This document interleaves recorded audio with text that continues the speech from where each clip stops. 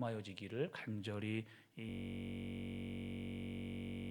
말세다 말세, 이런 이야기들 여러분 가끔 이렇게 듣곤 하게 됩니다. 주위를 보면 그렇게 보이는 일들이 너무나 많이 일어나는 세상이기 때문에 그렇죠.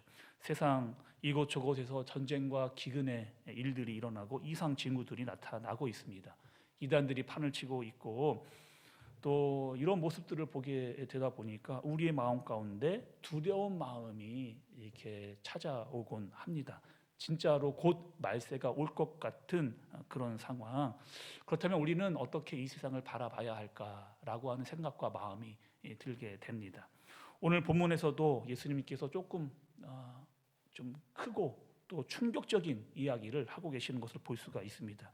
6절의 말씀인데요. 6절에 보시면 너희 보는 이것들이 날이 이르면 돌 하나도 돌 위에 남지 않고 다 무너뜨리리라 라고 말씀을 하고 계십니다.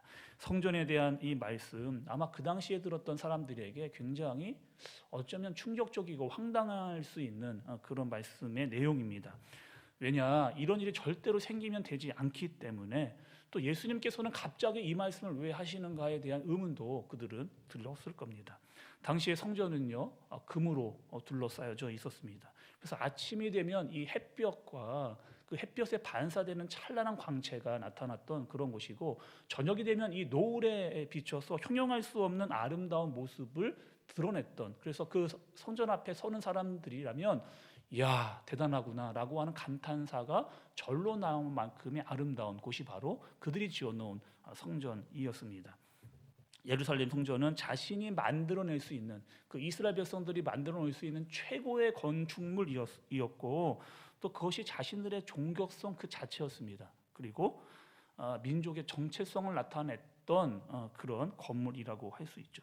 근데 이 성전이 무너진다라고 하는 것은 그들에게 있어서 마치 세상이 무너지는 것과 같은, 그리고 실제로 이 성전이 무너지면 곧 말세가 올 거다라고 믿었던, 분위기가 팽배했던 그런 시대였습니다. 그러니 제자들이 예수님께 질문을 지금 하고 있는 거죠.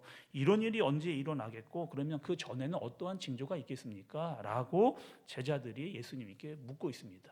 예수님 몇 가지 대답을 이제 해주시는 거죠. 먼저 내가 예수다라고 소리치는 사람들이 한두 명도 아니고 여러 명 나타나게 될 거다. 멸망이 가까웠다고 자신을 따르라고 하는 사람들이 나타날 것이다 라고 말씀하셨습니다. 여러분, 오늘날에도 이런 사람들이 많이 있곤 하죠.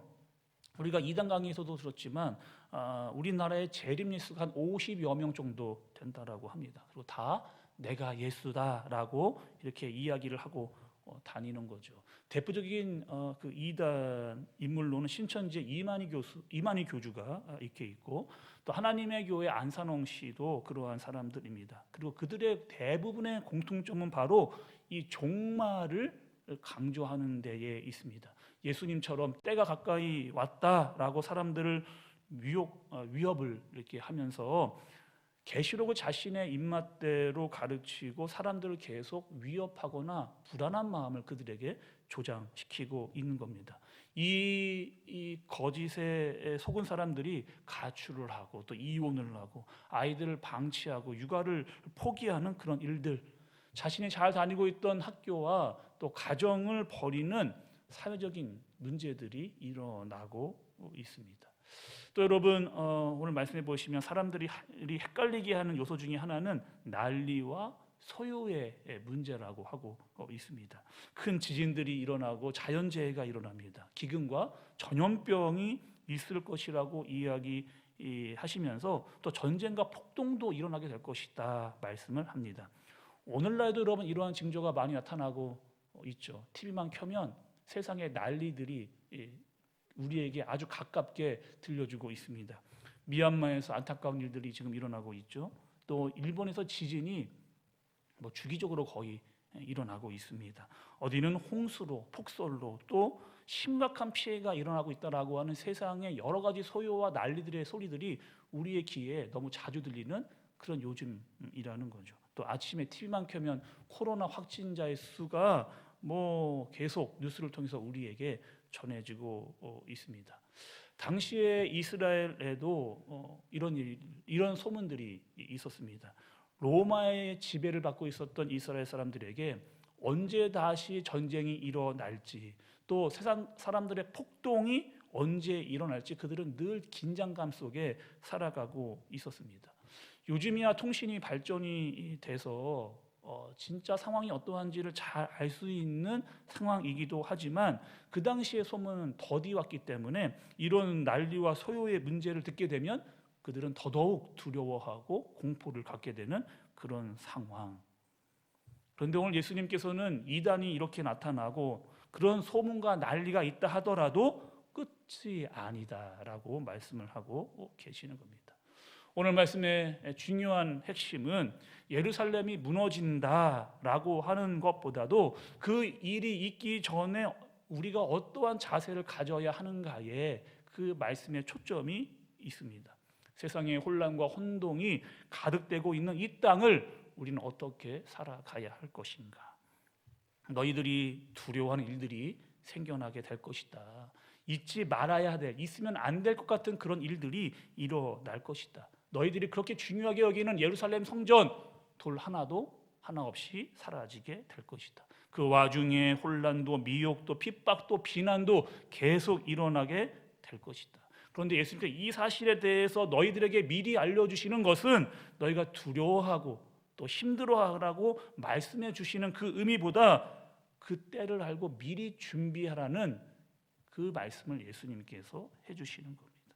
눈에 보이는 성전은 무너져 내리겠지만 너희가 보려고 하는 징조들이 나타나겠지만 두려워하지 말고 너희가 해야 할 일들을 잘 감당하라라고 예수님께서 말씀을 하고 계시는 겁니다.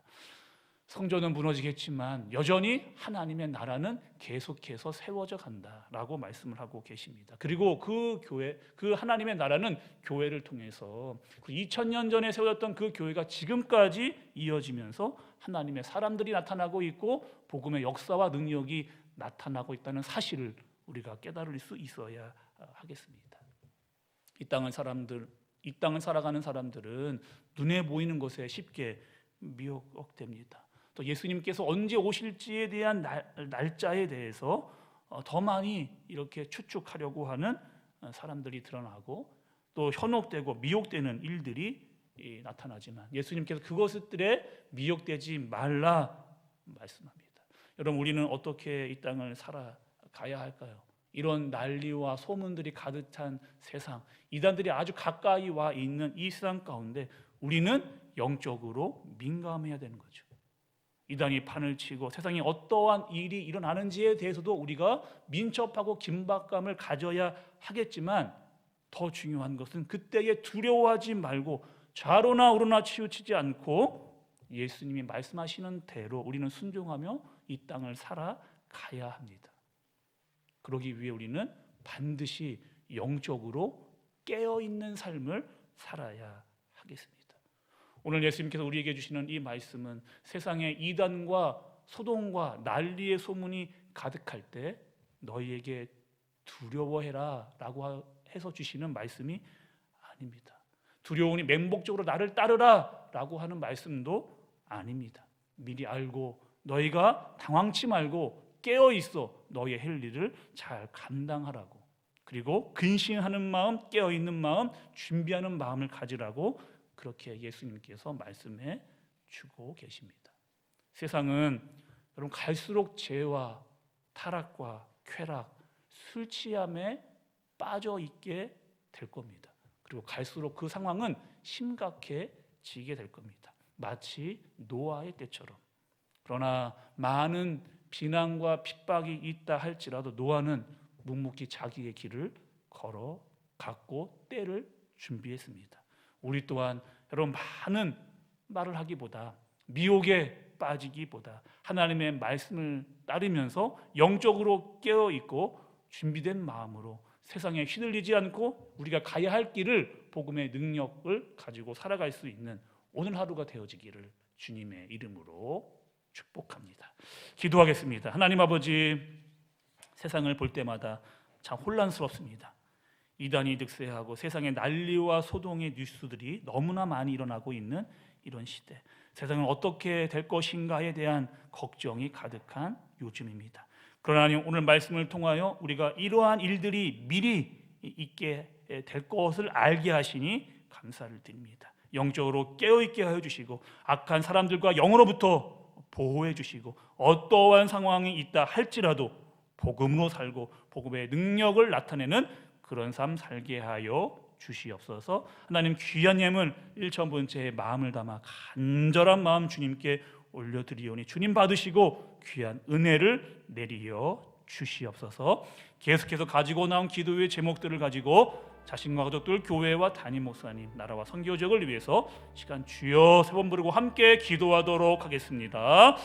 주여, 주여, 주여.